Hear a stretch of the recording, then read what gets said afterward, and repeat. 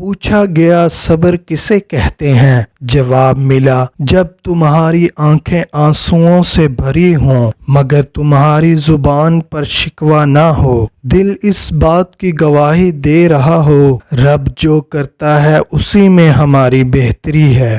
یاد رکھو اللہ بھی اسی کا امتحان لیتا ہے جس سے وہ محبت کرتا ہے، اس لیے صبر سے گزارا کرو۔ اللہ تمہارا یقین دیکھتا ہے کہ اس بندے کا مجھ پہ کتنا بھروسہ ہے۔ وہ جس نے اس کو پیدا کیا، وہ جو اس کو رزق دیتا ہے، وہ جو اس کی حفاظت کرتا ہے، وہ تمہیں سزا نہیں دیتا، وہ تو بس تمہیں اپنے قریب لانے کے لیے آزماتا ہے تاکہ اے بندے تو اس کے قریب ہو جائے، وہ جو تمہیں 70 ماؤں سے بھی زیادہ چاہتا ہے۔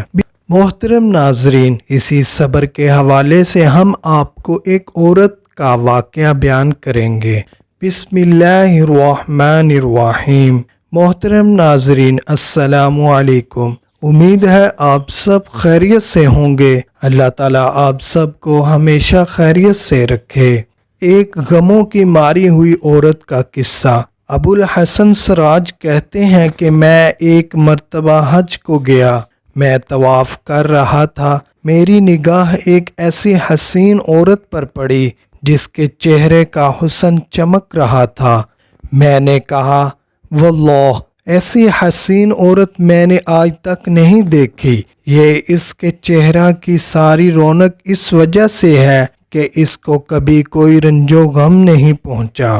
میں یہ کہہ رہا تھا کہ اس نے میری بات سن لی، کہنے لگی تم نے یہ کیا کہا؟ واللہ میں غموں میں جکڑی ہوئی ہوں اور میرا دل فکروں سے اور آفتوں سے زخمی ہے اور کوئی بھی میرے غموں میں میرا شریک نہیں رہا۔ میں نے پوچھا کیا ہوا؟ کہنے لگی کہ میرے خاوند نے قربانی کی ایک بکری ذبح کی، میرے 2 چھوٹے بچے کھیل رہے تھے اور ایک بچہ دودھ پیتا میری گود میں تھا۔ میں گوشت پکانے کے لیے اٹھی تو ان دونوں لڑکوں میں سے ایک نے دوسرے سے کہا میں تجھے بتاؤں کہ ابا نے بکری کس طرح ذبح کی؟ اس نے کہا مجھے بتاؤ، تو اس لڑکے نے چھوٹے بھائی کو لٹا کر بکری کی طرح ذبح کر دیا۔ پھر وہ اس کو ذبح کر کے ڈر کے مارے بھاگ گیا اور پہاڑ پر چڑھ گیا، وہاں ایک بھیڑیے نے اس کو کھا لیا۔ باپ اس لڑکے کی تلاش میں نکلا اور ڈھونڈتے ڈھونڈتے پیاس کی شدت سے وہ بھی مر گیا۔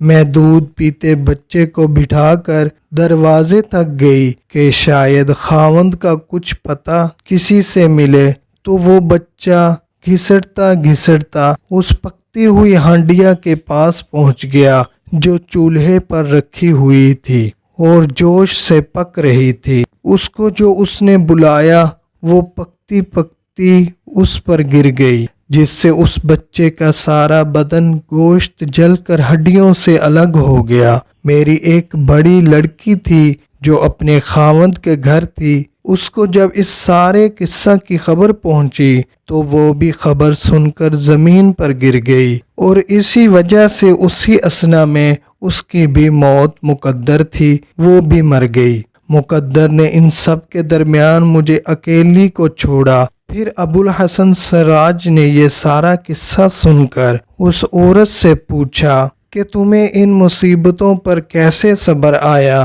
وہ کہنے لگی کہ جو شخص صبر اور بے صبری میں الگ الگ غور کرے گا وہ ان دونوں کے درمیان بہت دور کا فاصلہ پائے گا۔ صبر کا انجام محمود ہے اور بے صبری پر کوئی اجر نہیں ملتا۔ پھر اس نے 3 اشعار پڑھے اور چل دی، جن کا ترجمہ یہ ہے کہ میں نے صبر کیا اس لیے کہ صبر بہترین اعتماد کی چیز ہے، اور اگر بے صبری سے مجھے کوئی فائدہ پہنچ سکتا تو میں کرتی۔ میں نے ایسی مصیبتوں پر صبر کیا کہ اگر وہ مصیبتیں سخت پہاڑوں پر بھی پڑتی تو وہ پہاڑ بھی ٹکڑے ٹکڑے ہو جاتے۔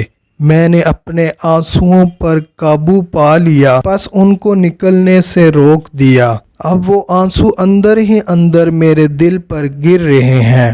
حضرت ابو سعید رضی اللہ تعالی عنہ کہتے ہیں کہ رسول اللہ صلی اللہ علیہ وآلہ وسلم نے فرمایا، جو شخص دل پر زور ڈال کر صبر کرے گا اللہ بھی اسے صبر دے گا۔ حضرت ابو ہریرہ رضی اللہ تعالی عنہ سے روایت ہے کہ رسول پاک صلی اللہ علیہ وآلہ وسلم نے فرمایا کہ اللہ تعالیٰ فرماتا ہے کہ جب میں کسی مومن بندے کی محبوب چیز اس دنیا سے اٹھا لیتا ہوں پھر وہ ثواب کی نیت سے صبر کرے تو اس کا بدلہ جنت ہی ہے۔ محترم ناظرین، یہ تھی ہماری آج کی ویڈیو۔ مزید ویڈیو کے لیے ہمارے چینل کو سبسکرائب کر دیں تاکہ ہر نئے آنے والی ویڈیو آپ تک پہنچ سکے۔ اللہ تعالیٰ آپ سب دوستوں کا حامی و ناصر ہو۔ اللہ تعالیٰ آپ سب کی تکالیف اور پریشانیاں دور فرمائے۔ اللہ نگہبان۔